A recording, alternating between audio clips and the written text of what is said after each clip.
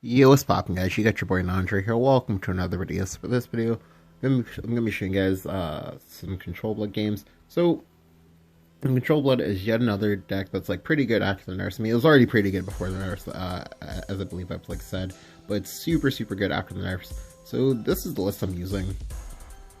So this list, I got the initial makeup of the list from like the rank 3 guy that was like on ladder. However, I didn't really agree with this. It's like I think he had one more Maelstrom Serpent, a copy of Wardrobe Raider, and something else.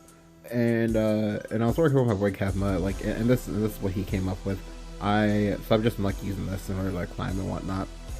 It's pretty decent, I think. It's very solid, just because like Emeralda just happens to deal with like most of the metagame. And it's an answer to windmills. It's also an answer to canyon. And so you just control the things all together. It also works very well for a starter, just because like you have heals and you have numerous ways of going 2 for 1 or something like that in the mid game. So the games I'm gonna be showing you guys, they're just gonna be explicitly just versus dragon, so I can prove my point. Now, don't get me wrong, like there are gonna be some games in which you just kind of get like blown back by the dragon player, and you're just like, well, all right, then I lost. But that's true of like any matchup for the most part. So I'm going second. Still not really sure which is better. Like personally, for me, I prefer going second, just because like that gives you one more evos. This way you can deal with like Bahamut slams. Although, however, thankfully, Bahamut slam isn't as common as it used to be, because now I think a lot of people just try to save it for the windmills, and they just try to like Bahamut and windmills in the same turn. So that's like still fine, I think. But so he plays up the Ayla Jack and Sword. That's fine. We see that he drew 2 cards. Now you can't see it on the replay, but we did think about this turn for a while before he actually like played up the Ayla. So I'm assuming he has an Oracle in his hand and was debating on whether or not playing that out. Just because there are like 2 or 3 versions of Blood right now. There's Vengeance Blood, and then there's also like this Blood, and there's like I think like one other one that was like kind of like more aggressive than this one. So I'll go ahead and play the Kaiser here. He went face because he knows I have to trade into that, because otherwise I risk losing it to his 1-2 Stinger. That's fine. Here he plays another Stinger. So generally, you don't want to play it like double Stinger unless you know you're gonna play it like a lot of cards, like so. Otherwise, you just risk overdrawing. But that's fine. What I'll go ahead and do here is actually just go ahead and Hungering Horde these away. You don't really get that much Hungering Horde value in this matchup, so I don't really care. I'll go ahead and play the Baphomet as well. I could have just played out the Carrot, but I kind of need to empty my hand, because that's like an issue with this deck. So like sometimes you just have too many cards in hand, so you can't draw anymore. You do always want to be drawing cards, so you can like draw for your Saha pieces and things like that. So I'll go ahead and I'll play at Kaiza, and I'll also gonna play at the Grimnir.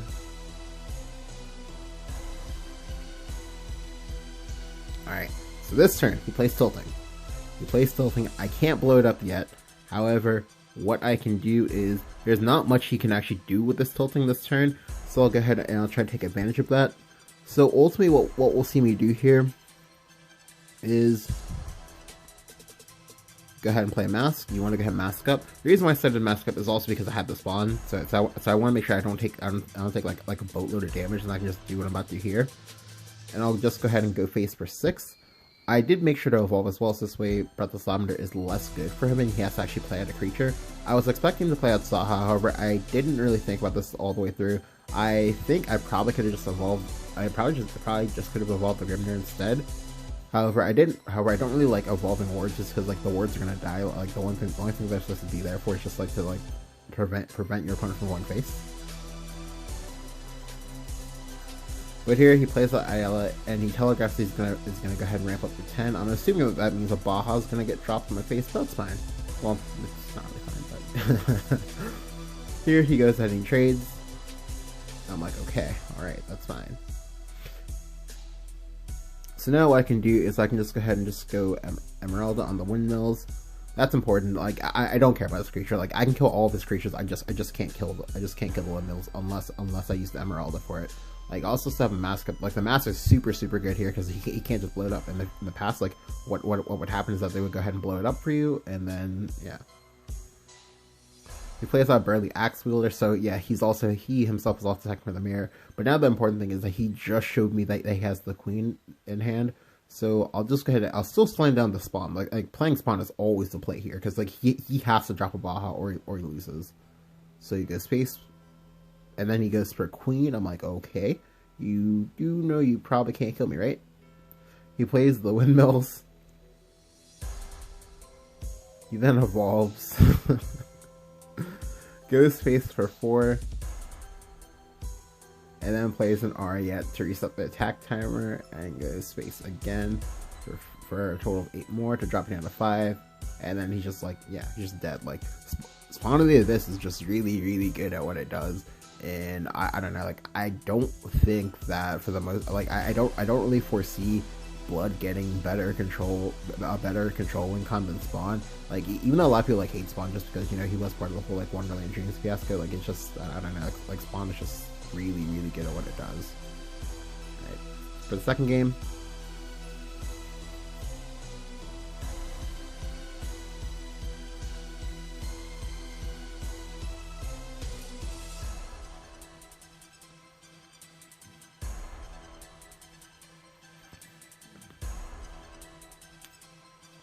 alright, so yet again I'm going second. That's fine. I tossed back the Hungry Horde, but to be honest with you, there might have been a world in which it was okay for me to keep that, just because like the better dragon players will actually go ahead and play out their ILs early for pressure.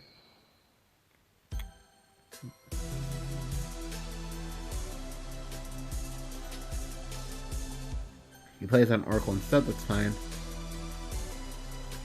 I'll get him play at the Baphomet here. To be honest with you, I could have just played at the Happy Pig, and that might have been better. But I want to kind of dig for cards, because my hand is very, very reactive right now. That's not a good spot for me to get, because I'm a more aggressive control deck.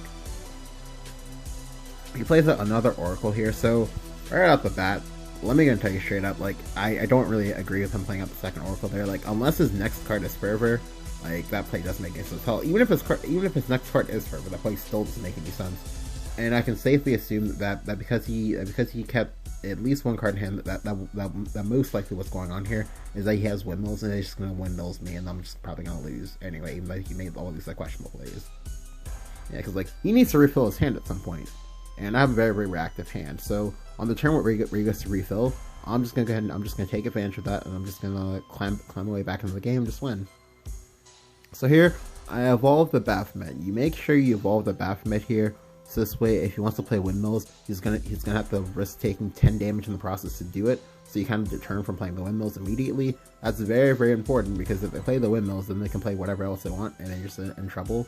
But this way, I'm able to either force an Evo, or I'm able to force him to have another dead turn.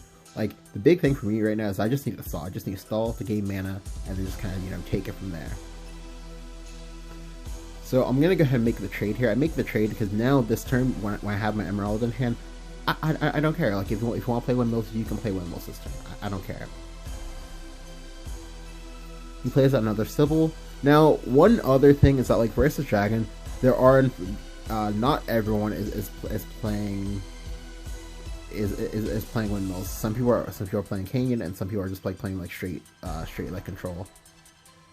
So I'll just go ahead and use up my Hungering Hordes here, replay the carrot, and then just go ahead and make the trade. Again, if he wants to Isra for me here, that's fine. I don't care. Like, all I need to do is just try to hold on to as many resources as possible, and just, you know, do what I gotta do. He gets me in the face here for 5. That's fine. I'll go ahead and Emeralda now. The reason why I didn't do it before is because, like, again, like, I was pretty sure. Well, one, I can play it before, but I was pretty sure that he was playing windmills. But now I know that he's not playing windmills. Yep, I get a Baja drop to me. That's fine. I don't care. Thankfully, due to Baja nerf, this isn't the end of the world, and I can just go ahead and just go. I can just go ahead and go Hector, Evo the Hector, and just kill the Baja. Yep, your 10 drop just died to my 5 drop. Seems good.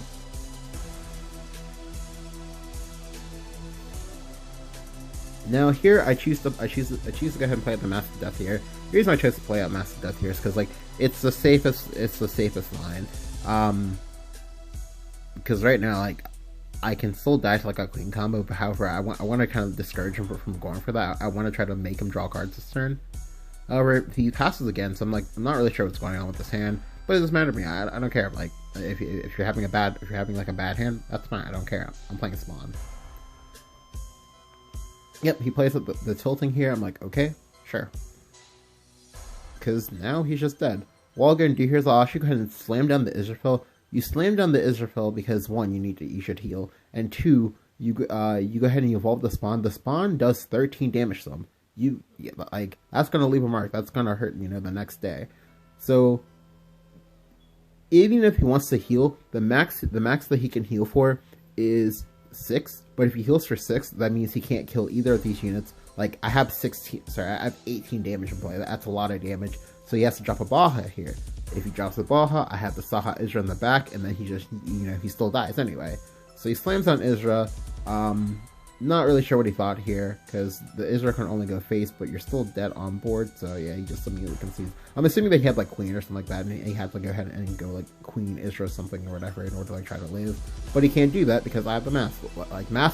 Like, for playing versus Dragon, you want to either have one or two things, or one of three things. You want to either have pressure for them, because this way they never feel comfortable dropping the Mask in the first place.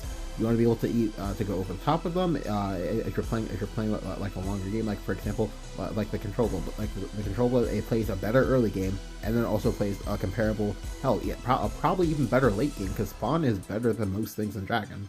And then lastly, if you don't want to play either of those two things, or sorry, if you don't want to do either of those two things, just have amulet removal. Like if you remove the windmill, most players are going to take the first opportunity to play at the windmills, because windmills is how you win.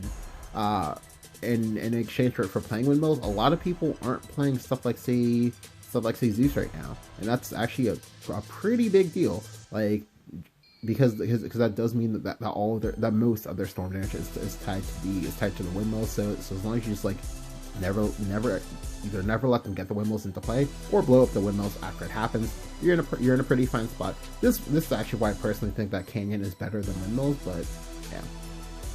Anywho, if you enjoyed the video, go leave a like, go and hit the subscribe button if you haven't. Let me know what you think about Control Blood down in the comments below. Thank you guys for watching. I'll catch you guys next time.